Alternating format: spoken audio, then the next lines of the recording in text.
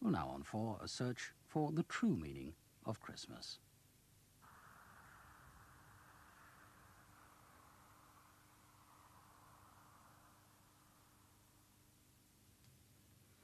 What does Christmas really mean to us?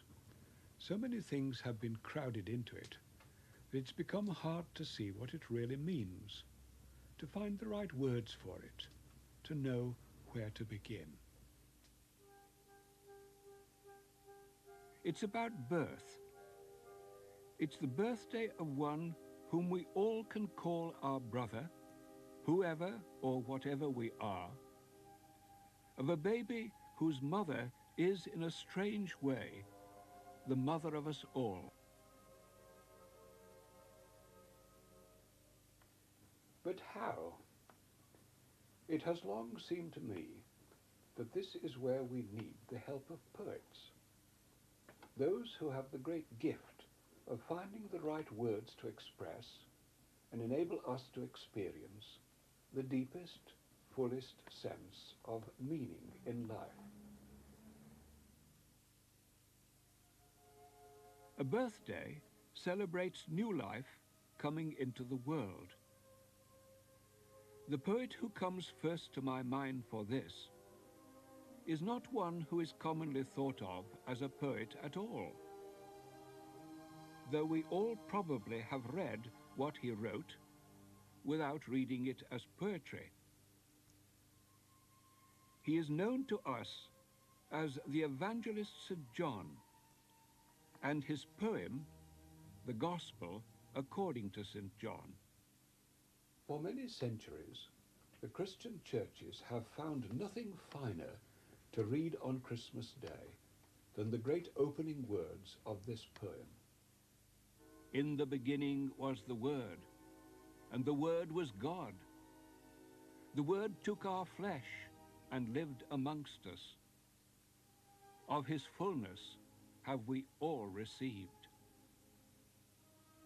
It's a poem, then, about the beginning of all things, the beginning of all living creatures, of human beings, a birthday poem.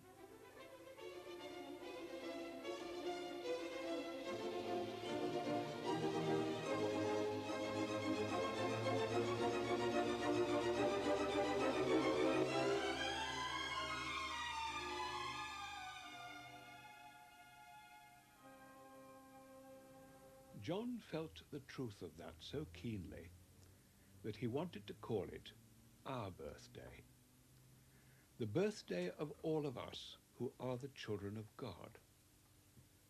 As with all great poetry, it's only in the silence we must bring to hearing its words that we begin to grasp its fuller meaning. He was in no doubt whatever that that was how, in the mercy and goodness of God, we could and should come to experiencing it.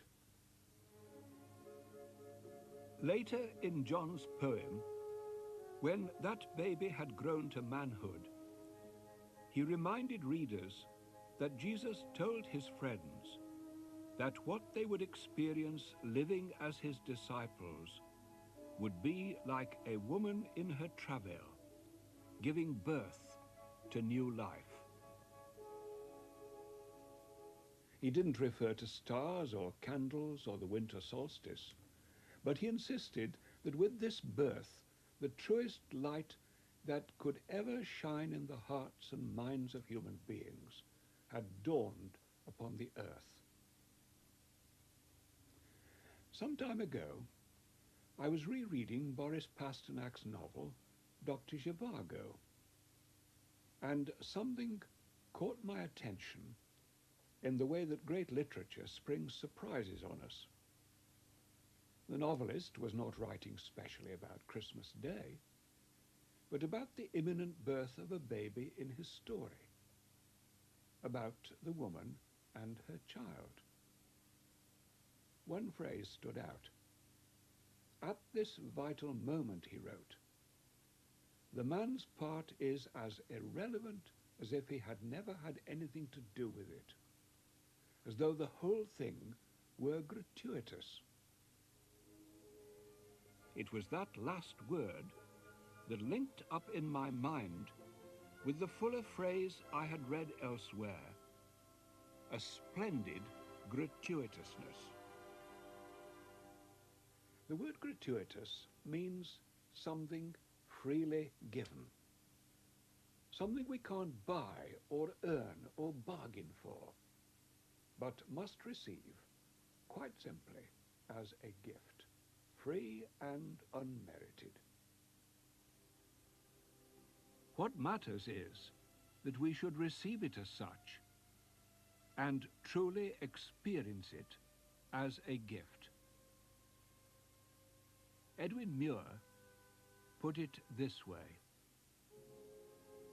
so be it between us two, a giving be our taking, a making our unmaking, a doing what we undo.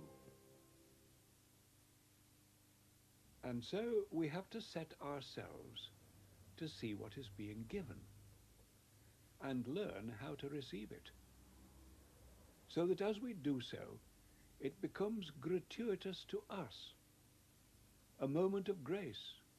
And as that great Jewish teacher Martin Buber said, we find that revelation exists. That was how John the Evangelist wanted his story about the birth of Jesus to be read. That grace and truth came by Jesus Christ, and of his fullness have we all received. Centuries later, another poet, David Jones, wrote that theologians say that the creation of the cosmos was a gratuitous act of God. The very quality of gratuitousness that we recognize in creative works of art, things that have always a kind of worship in them. The world is charged with the grandeur of God. It will flame out like shining from shook foil. It gathers to a greatness like the ooze of oil crushed. Why do men then now not wreck his rod? Generations have trod, have trod, have trod, and all is seared with trade, bleared, smeared with toil, and wears man's smudge and shares man's smell. The soil is bare now, nor can foot feel being shod. And for all this, nature is never spent. There lives the dearest freshness deep down things, and though the last lights of the black west went, oh, morning at the brown brink eastward springs, because the Holy Ghost over the bent world broods with warm breast and with, bright wings. Now, Pasternak was very clear about this, and having quoted the words of the Magnificat, "For he hath regarded the low estate of his handmaiden," he went on to say, "It is because of her child that she says this. He is her glory," and any woman could say it. For every one of them, God is in her child. As a parish priest through many years, I have seen something of that glint in the eyes of a newborn baby's mother. I remember, too, a daughter-in-law of mine writing soon after the birth of her firstborn. Just tears and smiles and wonderment. Just a baby for a couple of days. Now I am utterly convinced that he's the best baby in the ward. So on Christmas Day, we celebrate this, the supreme gratuitousness of God. We have to learn how to receive it. Learn indeed that though all down the ages we have been shamefully slow, stupidly obtuse, it is, as Browning wrote, just our chance of the prize of learning love, how love might be, hath been indeed, and is. Let's hear then how some men and women have put into words their sense of this gratuitousness. That night, before the storm died and the snow stopped drifting, he cried. His breath smoked in his mother's face before the late star caught the last trace of the storm that met his birth. Is it any birth? Apart from cold and lack of shelter, is it the old pain and dread of making new flesh, or a womb making man afresh, new snow over a new earth? She blanched at the cold and tried to rest the avid child at her avid breast. Was it for more than the physical joy she blessed God for the gift of the boy? Did she see beyond his thirst? That dawn, before anyone came, and the sky was kindling a spare flame, he slept. She stole out to watch it rise, her body still aching with surprise. The child asleep was her first. It was in this small Lakeland church that Maud Saville first read to me her poem.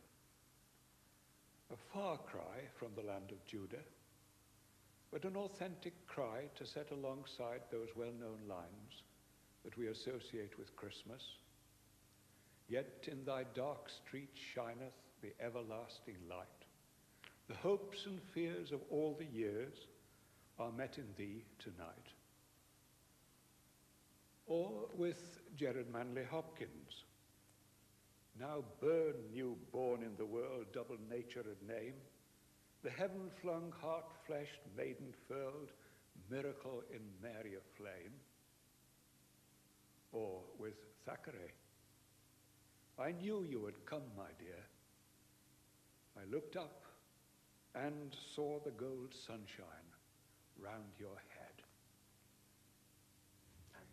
That last wasn't even about Christmas Day, but those fragments are like the various bright things we hang on the tree at Christmas time.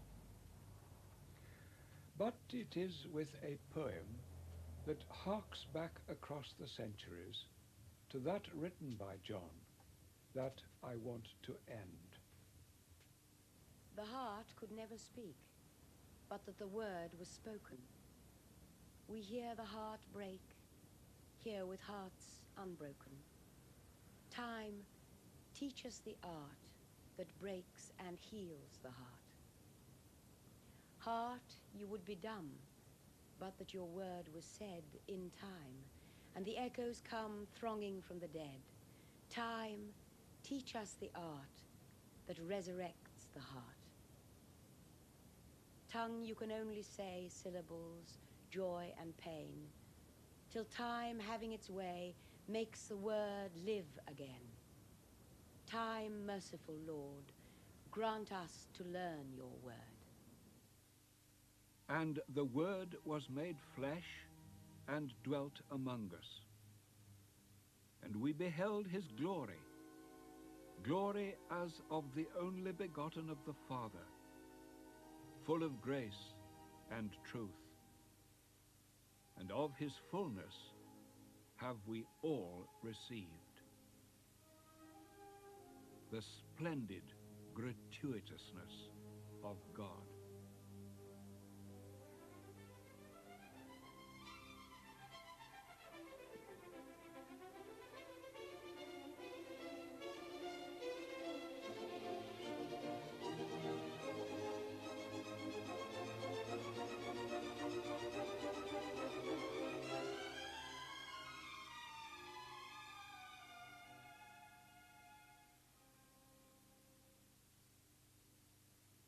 Natalia Makarova and Anthony Dowell were among the many stars from the world of ballet and opera who gave their